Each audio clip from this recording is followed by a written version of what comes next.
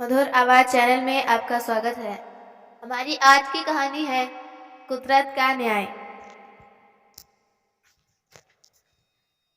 अपने बेटे और बहू के रोज के झगड़े से परेशान होकर कैलाश बाबू अपने कमरे में जाकर अपना बैग निकालने लगे। उसमें अपने कुछ जोड़ी कपड़े रखे और उदास मन से अपनी पत्नी की तस्वीर को उठाया और बोले, कितने नाजों से पाल कर बड़ा किया था हमने अपने इकलौते लाडले बेटे को। कहते ही वह रो पड़े, परंतु फिर सोचने लगे कि यह वक्त कमजोर पड़ने का नहीं। उन्होंने अपनी आंखों के आंसू पोंछते हुए अपनी पत्नी की तस्वीर को अपने बैग में रखा और अपने एक दोस्त को फोन किया जो वृद्धाश्रम में रहते थे। भरे गले से उन्हें बताया कि अब वह भी वृद्धाश्रम में ही रहना चाहते हैं। इतनी बात सुनते ही उनका दोस्त राधे श्याम स्तब्ध रह गए। उनके पास कुछ पूछने के लिए कोई शब्द ही नहीं बचे। कैलाश बाबू ने केवल इतना ही कहा कि मैं रोज रोज की कलह कलेश से परेशान आ गया हूँ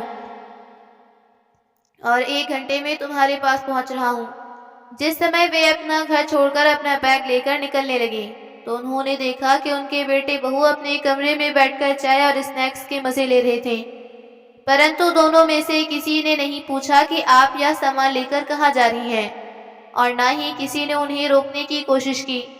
रोज रोज के अपमान और जिल्लत भरी जिंदगी से परेशान कैलाश बाबू वृद्धाश्रम पहुंच गए। थोड़ी ही समय में उनके वृद्धाश्रम में बहुत से मित्र बन गए। वे सबके साथ हालचाल बांटते, बातें करते, रोज सुबह से एक्सरसाइज भी करते। धीरे धीरे कैलाश बाबू को आश्रम में ही अच्छा महसूस होने लगा। घर की अपेक्षा उन्हें वृद्धाश्रम सुकून दे रहा था। सभी लोग एक साथ खाना खाया करते थे, जबकि घर में रोज के कलेश से कैलाश बाबू का हृदय छलनी हो गया था। हमेशा अपनी पत्नी की तस्वीर से बातें करते हुए कहते थे कि तुम तो मुझे पहले ही छोड़कर चली गई, परंतु उस बेटे ने भी मेरा साथ छोड़ दिया जिसके लिए मैंने कभी अपना पसीना भी पानी की तरह बहाया था। एक दिन कैलाश बाबू वृद्धाश्रम के प्रांगण में टहल रहे थे। तभी वृद्धाश्रम के बाहर एक कार आकर रुकी। वृद्धाश्रम के सभी लोग उस कार की ओर देखने लगे और सोचने लगे कि आज फिर कोई अभागा बुजुर्ग उस वृद्धाश्रम में आया है, जिसने न जाने कितने जतन से अपने बच्चों को पाल पोस कर पढ़ा लिखा कर बड़ा किया होगा। आज फिर ऐसा कोई आंखों में आंसू लिए इस प्रांगण में प्रवेश करेगा। कार से एक नौजवान लड़का उतरा और उसके बाद एक औरत, जो शायद उसकी माँ थी। माँ का हाथ पकड़कर वह बाहर निकलने लगा। उस औरत की उम्र लगभग 65 वर्ष के करीब रही होगी। सर पर पल्लू रहने के कारण उसका चेहरा सही ढंग से नजर नहीं आ रहा था। थोड़ी ही देर में करीब से करीब 30-35 वर्ष की एक अन्य महिला उतरी, जिसके हाथ में एक बैग था। उस महिला ने वह बैग उस बुजुर्ग औरत के हाथ में थमाया और उनसे कुछ बात कहने लगी। वह बुजुर्ग औरत चुपचाप उस महिला की बात सुन रही थी। फिर वापस वे दोनों कार में बैठकर चले गए और बुजुर्ग महिला वृद्धा आश्रम के बाहर कुछ देर तक वैसे ही खड़ी रही। फिर भारी मन से अपने आंसू पोंछते हुए वृद्धाश्रम में आ गई। कैलाश बाबू की ओर देखते ही अपने सिर के पल्लू से अपने चेहरे को छुपाने लगी और फिर बिना कुछ कहे महिला विभाग की तरफ चली गई। तभी कैलाश बाबू के साथ खड़े एक बुजुर्ग ने कहा, आज फिर से एक माँ की ममता तार तार हो गई। फिर से एक माँ के सपनों को चकनाचूर कर दिया गया। कैलाश बाबू बार बार इस महिला के चेहरे की ओर देखे जा रहे थे। उन्हें लगा कि जैसे वह उस महिला को जानते हैं, लेकिन वह पूरी तरह समझ नहीं पाए थे कि वह महिला कौन है। अक्सर कैलाश बाबू देखते कि वह महिला अपना पल्लू से अपने आधे से ज्यादा चेहरे को छुपा कर रखती थी, लेकिन एक दिन जब वह महिला बागवानी के काम में लगी हुई थी तो कैलाश बाबू इस समय टहलने के लिए निकले। बागवानी करते करते उस महिला के सिर से पल्लू उतर गया। कैलाश बाबू को उस महिला का चेहरा देखते ही पैरों तले जमीन खिसक गई। न जाने कितने सवालों ने उनके दिमाग को घेर लिया। उसी समय उनका एक मित्र भी उनके पास आया और बोला, खाना खाने का समय हो गया है, तुम कहाँ घूम रही हो और इतने गुमसुम क्यों हो? सभी लोग नाश्ते की मेज पर मौजूद थे, लेकिन तुम नहीं थे, इसलिए मैं तुम्हें बुलाने आया था। कोई परेशानी है क्या? अरे नहीं, कुछ भी तो नहीं। थोड़ा टहलने के लिए बाहर निकल आया था, बस मैं आ ही रहा था। खाने के कमरे में बैठने के बाद कैलाश नाथ जी बार बार नजरें जानकी देवी को ही ढूंढ रही थी। वे उनसे पूछना चाहते थे कि आखिर ऐसा क्या हुआ कि उन्हें यहाँ आने की जरूरत हो गई। उनका तो भरा पूरा परिवार था और हमेशा कहती थी कि वह अपनी बेटी बहू के साथ बहुत खुश है, फिर आज ऐसा क्या हो गया? कैलाश बाबू उधर ही किसी व्यक्ति से पूछते हैं कि 2 दिन पहले जो एक महिला वृद्धाश्रम में आई थी, वह आज खाना खाने क्यों नहीं आई?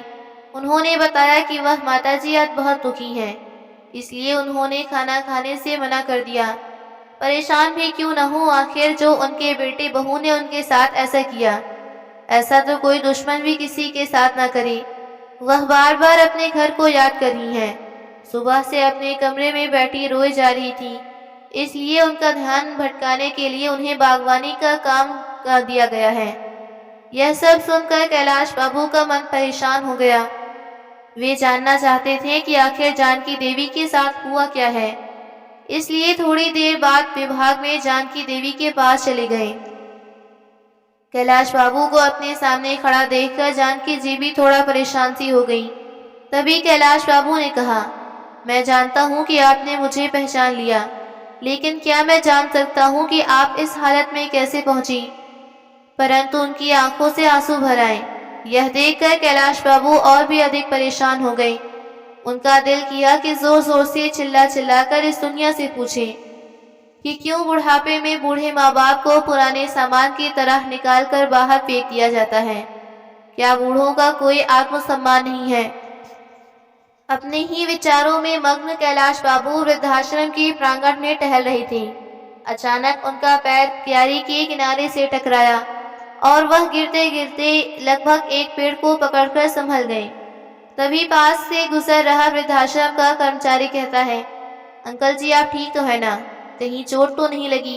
अपना पैर दिखाइए, अगर लगी हो तो मैं अभी पट्टी कर देता हूँ। कैलाश बाबू कहते हैं, अरे नहीं, कुछ ज्यादा चोट नहीं, बचाव हो गया। इतना कहते हुए कैलाश बाबू प्रांगण में रखे बेंच पर जाकर बैठ गए और कुछ महीने पहले की एक घटना को याद करने लगे, जब वह बाथरूम में फिसल कर गिर गए थे और उनके पैर में ज्यादा चोट लग गई थी। उनकी बहू उस चोट को देखकर भी अनदेखा करके अपने कमरे में लगी रही और उनका बेटा चिल्ला कर बोला, क्या संभल कर काम नहीं कर सकते? मुझे तो समझ नहीं आता कि आप इतनी हड़बड़ी में क्यों रहते हैं।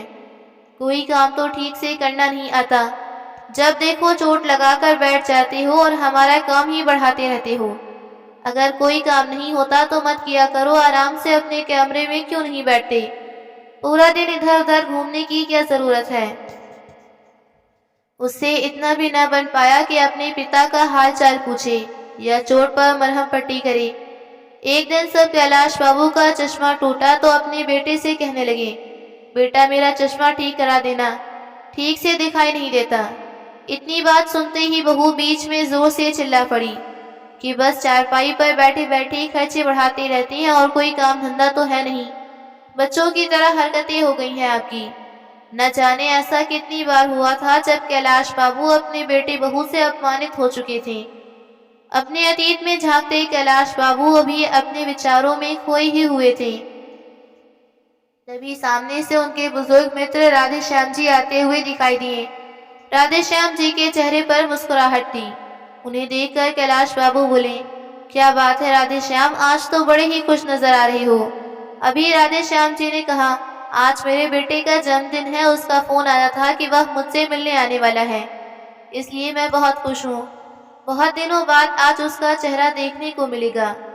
राधे श्याम जी की बात सुनकर कैलाश बाबू कुछ परेशान से हो गए और अपने मित्र से बोले, जिस बेटे ने तुम्हारी यह हालत कर दी, तुम्हें वृद्धाश्रम में छोड़कर चला गया, साल में केवल कुछ देर के लिए तुमसे मिलने के लिए आएगा और तुम उस बेटे के लिए खुश हो रहे हो।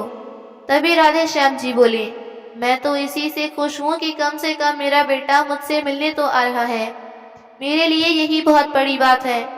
लेकिन कैलाश जी उनसे नाराज होकर उनकी बात को बिना सुने अपने कमरे में जाकर बैठ गए। सोचने लगे कि यह किस्सा केवल मेरे साथ न कि जानकी जी के साथ नहीं है। वृद्धाश्रम में रहने वाले हर एक बुजुर्ग की कोई न कोई कहानी है और सभी को जिंदगी में वृद्धाश्रम में रहने के पीछे कोई न कोई वजह जरूर है। बिना किसी वजह से अपनी मर्जी से कोई वृद्धाश्रम तो नहीं आता। जब तक कि एक व्यक्ति अंदर तक भर नहीं जाता तब तक वह यहाँ आने के लिए मजबूर नहीं होता। लेकिन देखो, सभी बूढ़े लोग अपनी उन कड़वी यादों को भूलकर अपनी जिंदगी को यहाँ बिताने को मजबूर हैं। कुछ लोग समय के हिसाब से स्वयं को ढाल लेते हैं और खुश रहने की कोशिश करते हैं, जबकि कुछ लोग मेरे जैसे हैं जो हमेशा अपने ही बच्चों को, अपने बेटे बहू, अपने पोता पोती को याद करके आंखों से आंसू बहाते रहते हैं। बार बार अपने घर परिवार को याद करते हैं। मन में अपने घर के लिए लगाव भी है, लेकिन उसी घर में रहने वाले बेटे बहू के दिए हुए घाव भी हैं। कैलाश जी को कविता लिखने का बहुत शौक था, इसलिए अपना दिल बहलाने के लिए वे कुछ देर के लिए कविता लिखने बैठ जाते थे। एक दिन जब वह अपने विचारों को कागजों पर कविता का रूप दे रहे थे, तो उस पर अपने हालात बयां करते करते उनकी आंखें आंसुओं से डबडबा गईं। उसी समय वृद्धाश्रम का संचालक उनके पास आया और उन्हें आवाज लगाई। कैलाश बाबू इस समय ठिठक कर बैठ गए और कागज को मोड़कर अपनी जेब में रख लिया और अपने आंसू छुपाते हुए बोले, जी बोलिए। कैलाश जी, आपका बेटा और बहू आपसे मिलने आए हैं, साथ में आपका पोता भी है। यह बात सुनकर कैलाश जी हैरान रह गए, साथ में उनके चेहरे पर नफरत के भाव भी आ गए। सोचने लगे कि आज मेरे बेटे को मेरी याद कैसे आ गई। जब ऑफिस में गए तो इस समय उनका 5 वर्ष का पोता गोलू उन्हें देखते ही दादू दादू बोलते हुए झट से उनकी ओर दौड़ा और उनकी टांगों से चिपक गया। कैलाश बाबू की आंखों से आंसू छलक पड़े। अब तक वे मन मारकर वृद्धाश्रम में जैसे तैसे जी रहे थे, लेकिन अपने पोते को देखते ही उनका दिल कमजोर पड़ने लगा। परंतु फिर अचानक दिमाग में विचार आया कि यह वक्त मजबूती से अपने निर्णय पर टिके रहने का है। ऐसा सोचते हुए गुस्से से अपने बेटे को देखते हुए बोले, तुम यहाँ क्या करने आए हो? चले जाओ यहाँ से, मुझे किसी से नहीं मिलना। मैं यहाँ बहुत खुश हूँ और अपनी जिंदगी बड़ी आराम से काट रहा हूँ। कम से कम यहाँ पर मेरे साथ हंसने बोलने वाला तो कोई है। वह पिताजी, दरअसल बात यह है कि आज गोलू का जन्मदिन है और हमने घर पर पार्टी रखी है। गोलू की ख्वाहिश है कि आप भी उसके जन्मदिन पर उपस्थित रहें। यदि आप आएंगे तो आपके पोते को भी अच्छा लगेगा। तभी कैलाश बाबू बोले, देखो, मैं वह घर छोड़ चुका हूँ और अब मैं वहाँ दोबारा नहीं जाना चाहता। इस समय उनका बेटा बोला, पिताजी आप घर चलिए, यहाँ आपके मित्र भी पार्टी पर आ रहे हैं। मैंने उन्हें भी बुलाया है। सभी आस पड़ोस वाले और रिश्तेदार भी आएंगे। सब लोग आएंगे और आपके बारे में पूछेंगे तो हम क्या कहेंगे? तभी कैलाश बाबू बोले, अच्छा, तो आज मुझे अपने बेटे के जन्मदिन के लिए बुलाने नहीं, बल्कि अपनी इज्जत बचाने के लिए तुम बुलाने आए हो। सभी रिश्तेदार आएंगे तो पूछेंगे तुम्हारे पिताजी कहाँ हैं, तो तुम क्या जवाब दोगे? इसलिए तुम मुझे बुलाने आए हो। अभी के अभी चले जाओ यहाँ से, वरना मैं नहीं जाने वाला हूँ कहीं भी। तुम लोग कितने स्वार्थी हो गए हो, जरूरत पड़ी तो बुलाने आ गए, वरना इतने महीनों से मैं यहाँ वृद्धाश्रम में हूँ, एक बार भी खबर लेने नहीं आए कि मैं जी भी गया हूँ या मर गया। इतना तो तू फोन करके भी मेरा हालचाल पूछने की जरूरत नहीं समझी तुम लोगों ने। इतना तक नहीं पूछा कि घर छोड़कर वृद्धाश्रम चले क्यों गए। आज जरूरत पड़ी तो हाथ जोड़कर मुझे लेने आ गए। नहीं, अब से यही मेरा घर है, मैं कहीं नहीं जाऊंगा अपने घर को छोड़कर। ऐसा कहते हुए कैलाश बाबू अपने कमरे की ओर जाने लगे। तभी बेटे और बहू ने दोनों ने आपस में प्लान बनाया कि पिताजी ऐसे नहीं मानेंगे, कुछ तो करना ही पड़ेगा, तभी हम इन्हें अपने घर ले जा सकते हैं और रिश्तेदारों के ताने सुनने से बच सकेंगे। इसलिए दोनों रोनी सूरत लेकर कैलाश बाबू के पास गए और गिड़गिड़ाते हुए कहने लगे, पिताजी माफ कर दो, आपके पोते का जन्मदिन है, क्या आपको अपने पोते की खुशियों में शामिल होने का भी मन नहीं कर रहा? इतनी बात सुनकर कैलाश बाबू का दिल पिघलने लगा। तभी गोलू बोला, चलो ना दादू, बहुत मस्ती करेंगे। अपने पोते की बात सुनकर कैलाश बाबू खुद को रोक नहीं पा रहे थे, परंतु दोनों बेटा और बहू की करतूत की वजह से वह घर नहीं जाना चाहते थे। लेकिन गोलू ने कहा तो वे घर जाने के लिए तैयार हो गए।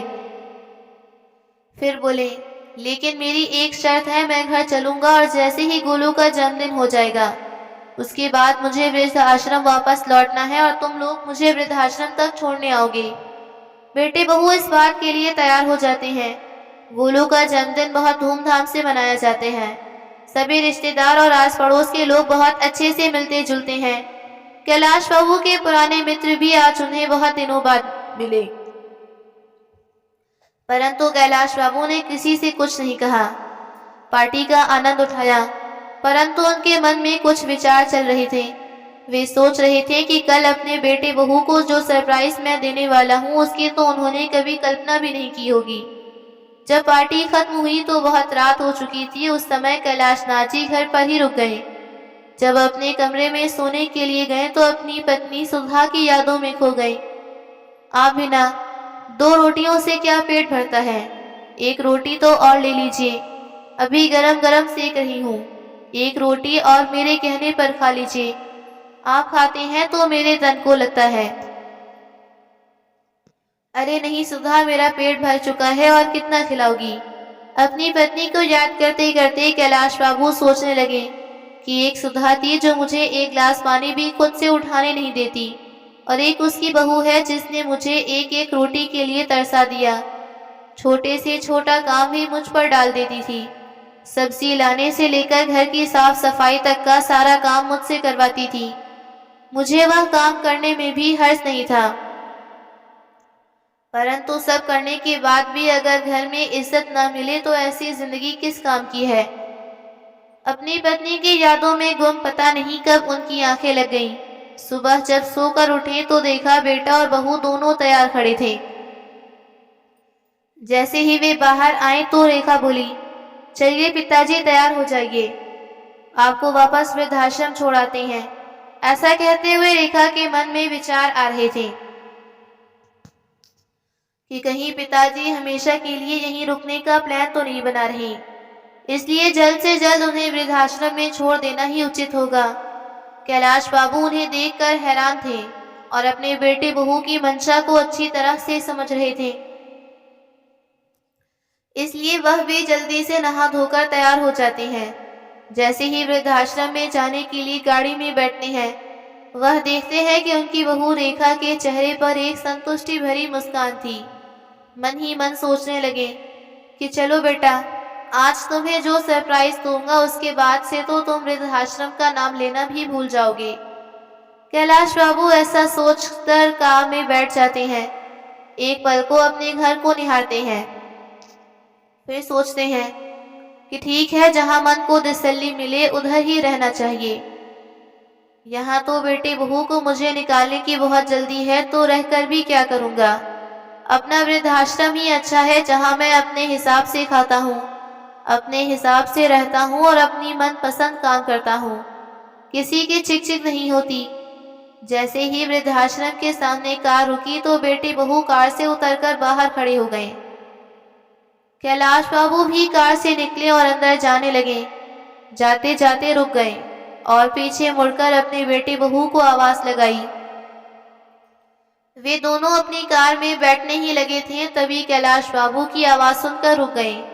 कैलाश बाबू ने फिर कहा, वापस मत जाओ, मुझे तुम्हें किसी से मिलाना है। उनके बेटे बहू उनके पीछे पीछे चल पड़े। वृद्धाश्रम के प्रांगण में पहुंचकर कैलाश बाबू वही काम करने वाले एक व्यक्ति से जानकी जी को बुलाने को कहते हैं।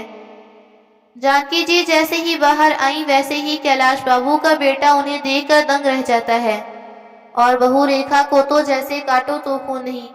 उसकी हैरानी का ठिकाना नहीं था। दौड़कर जानकी जी के गले लग गई और फूट फूट कर रोने लगी और बोली, माँ आप यहाँ क्या कर रही हो? आप यहाँ कब आए और आपने मुझे बताया भी नहीं। परंतु उसकी बातों का जानकी जी ने कोई जवाब नहीं दिया। फिर रेखा बोली, मुझे तो यही लगता था कि आप भाई भाभी के साथ बहुत अच्छे से रह रही हो। कल ही मेरी भाभी से बात हुई थी, उन्होंने भी नहीं बताया कि तुम वृद्धाश्रम में हो। मैं तुम्हारे बारे में भाभी से कितने दिनों से पूछ रही थी कि माँ से बात नहीं हो रही, माँ कहाँ है, एक बार तो मेरी बात करवा दीजिए। तो भाभी ने कहा कि तुम तीर्थ यात्रा पर गई हो, इसलिए मेरी तुमसे बात नहीं हो पाएगी। और मैंने भी मान लिया कि तुम तीर्थ यात्रा पर गई हो, लेकिन मुझे क्या पता था कि उस जालिम औरत ने तुम्हें वृद्धाश्रम में छोड़ दिया है। अपनी बेटी की बात सुनकर जानकी जी फूट फूट कर रोने लगी और बोली, बेटा तुम्हारे भाई भाभी झूठ बोल रहे थे, मुझे 1 महीने पहले ही वह वृद्धाश्रम में छोड़कर चले गए। लेकिन माँ, आप मुझे फोन करके बता भी तो सकती थी, मैं तुरंत यहाँ पहुँच जाती। उन लोगों की हिम्मत कैसे हुई मेरी माँ के साथ यह सब करने की। इतना कहते हुए रेखा अपनी माँ से लिपट गई। मैं तुम्हें फोन करके कैसे बता सकती थी, जिस दिन मैं वृद्धाश्रम में आई मैंने देखा तुम्हारे ससुर जी को यहाँ। इसका मतलब तो यह हुआ कि तुम में और तुम्हारी भाभी में कोई फर्क नहीं। फिर मैं तुम्हें फोन करके तुम्हारी भाई भाभी की करतूत के बारे में क्या बताती। इतना सुनते ही जानकी जी ने उसे अपने से अलग कर दिया। तुम मेरी बेटी कहलाने के लायक ही नहीं हो, इसलिए मुझसे दूर रहो। यदि मेरे बेटे बहू ने मुझे घर से निकाला है तो मेरी बेटी ने भी अपने सास ससुर को घर से निकाला है। तो कुल मिलाकर मेरी दोनों औलादें ही निकम्मी निकली। अब तो मुझे स्वयं को तुम्हारी माँ कहने पर भी शर्म आती है।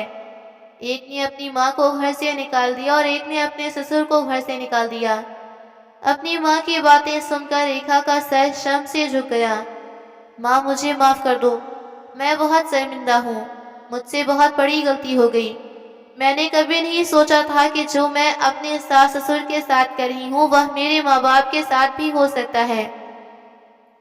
तभी जानकी जी बोली, बेटा वैसे तो तुम्हारी गलती माफ़ी करने के लायक नहीं, फिर भी अगर माफ़ी मांगनी है तो मुझसे नहीं अपने ससुर जी से मांगो।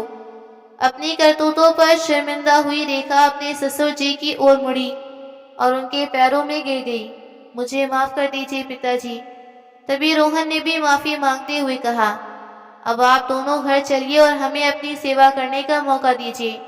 तो कैलाश जी और जानकी जी दोनों ही घर जाने को मना कर दिया और कहा कि अब हमें यहीं रहना है, हम वृद्धाश्रम में रहकर ही सुखी हैं। दोनों ने लाख मनाने की कोशिश की, परंतु कैलाश जी और जानकी जी का एक ही जवाब था, एक बार धोखा खा चुके हैं। अब इस उम्र में हमारे शरीर में इतनी जान नहीं बची कि बार बार अपने बच्चों द्वारा दिए गए धोखे को झेल सकें। इतना कहकर कैलाश जी और जानकी जी अपने अपने कमरे में चले गए। रेखा और रोहन दुखी मन से अपने घर वापस चले गए। घर पहुंचकर उन्होंने देखा कि पिताजी के कमरे में उनके बिस्तर के ऊपर एक कागज रखा था, जो शायद उनकी जेब से निकलकर गिर गया था। जब रोहन ने उस कागज को खोलकर देखा तो उसमें उनके पिताजी ने एक कविता लिखी हुई थी। क्या किसी ने देखा है मौत से पहले भी मौत आती है? हाँ, मैंने देखा है, आज मौत से भी पहले मौत आती है। जब जिंदगी अपने आखिरी पड़ाव पर आ जाती है, शरीर भी काम नहीं करता, केवल सांस आती जाती है। हाँ, मैंने देखा है, मौत से पहले भी मौत आती है। अपने पिता द्वारा लिखे इन शब्दों को देखकर रोहन के दिल पर न जाने कितने तीर एक साथ चुभने जैसा एहसास हुआ। और उधर रेखा अभी तक अपनी माँ की हालत को देखकर उस सदमे से उबर नहीं पाई थी। परंतु आज उन दोनों के पास पछताने के अलावा और कोई रास्ता नहीं था। किसी ने सही कहा है, संतान का अस्तित्व है माता पिता की वजह से, और माता पिता वृद्धाश्रम में है संतान की वजह से। तो दोस्तों, आपको ये कहानी कैसी लगी, लाइक कमेंट करके ज़रूर बताइएगा।